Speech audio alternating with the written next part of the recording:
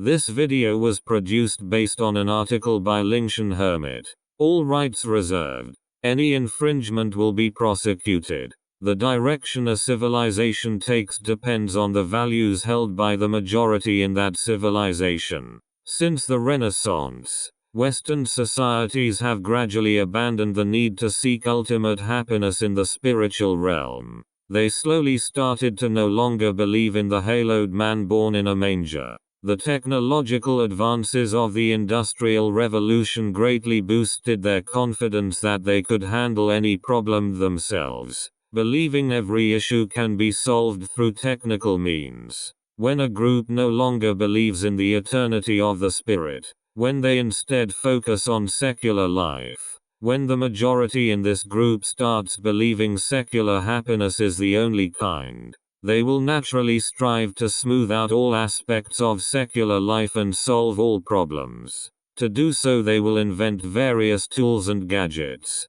trim their gardens, manufacture optimal modes of transportation, and seek secular pleasures in luxury cars, illicit drugs and hot baths. Modern Western civilization was thus born. For hundreds of years, they have constantly tried to build perfect political and social welfare systems. They invented snow plows, public laundromats, anti-corruption agencies, and pills to unblock blood vessels. They hope to crush and flatten any possible pain. If we are short-sighted, we would think their efforts remarkably successful, and deem them the creators of a civilized lifestyle. But clearly, the problems created by these efforts are as colossal as the achievements. You should realize the huge costs hidden behind what you consider a civilized lifestyle. Costs that not everyone can understand. In fact,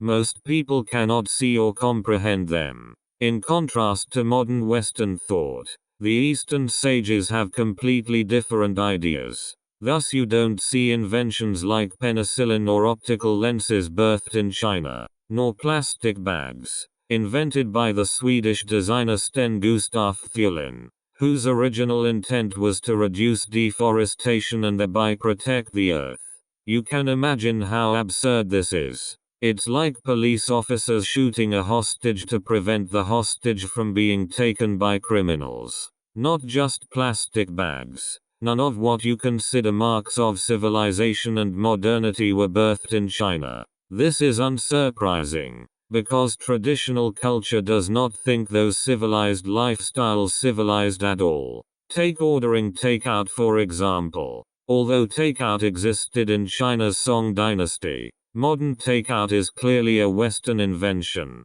replacing Chinese food containers with simple disposable packaging. In fact, this lifestyle is the most irrational among all lifestyles. Aside from being unhealthy, it also produces huge amounts of pollution. But most people are happy to accept this quick lifestyle imported from the West, because it is fast and convenient, and thus considered characteristic of a civilized society. When a group believes secular happiness is the only kind, they will strive their utmost to manufacture secular happiness for themselves. The most effective way is to possess the survival resources of others. When they believe taking others' resources can better their own lives, they will, like the Mongols, research siege tactics, or like the Nazis research nuclear weapons, or like the Spanish seek out the land of gold in their ships. When a group believes possessing others' resources can improve their own lives,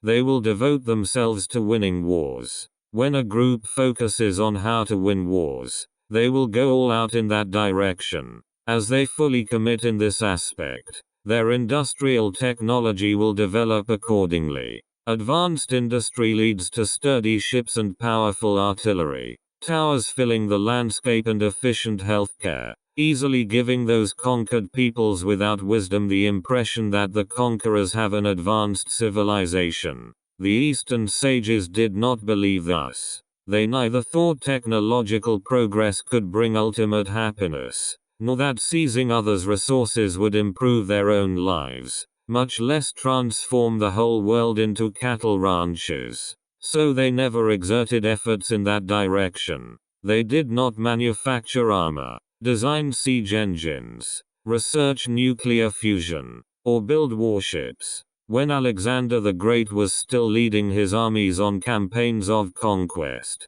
Eastern sages contemporary to him were already pondering questions of emptiness, writing the Daodajingan's Huangzi, while Westerners remained engrossed in the sense of achievement from occupying cities. Eastern sages taught how to sit there and find the root of your own suffering. Because of these deep differences in values, the development of civilizations trended differently. Western societies strived to solve problems in their own way, while the situation in the East was more complex. Modern Eastern societies were impacted by Western culture while retaining misunderstandings of their own traditional cultures, trapping them in a highly unusual cycle. From the perspective of admirers of modern civilization, modern Eastern societies seem almost stagnant in ancient times, with little effort at technological development, making them look very underdeveloped.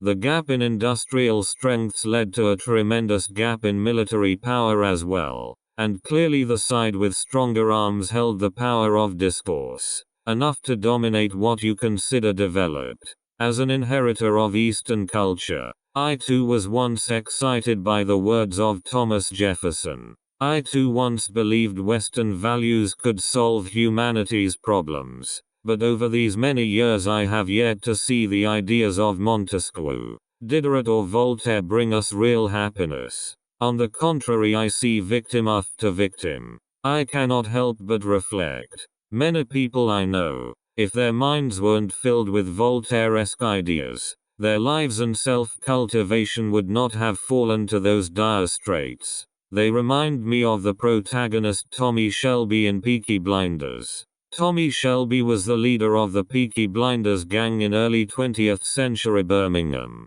He came from destitute beginnings, believed himself clever beyond measure, and strived to live the respectable high society life. In the end, he attained the life he sought, but at staggering cost. He lost almost everything he loved, gaining only cold mansions and money. He is a victim of those values. In truth, not only him. If you look at Walter White in Breaking Bad, or Saul Goodman, they are all victims of these values, striving to build heaven for themselves and their families, only to march themselves into hell, every last one, without exception.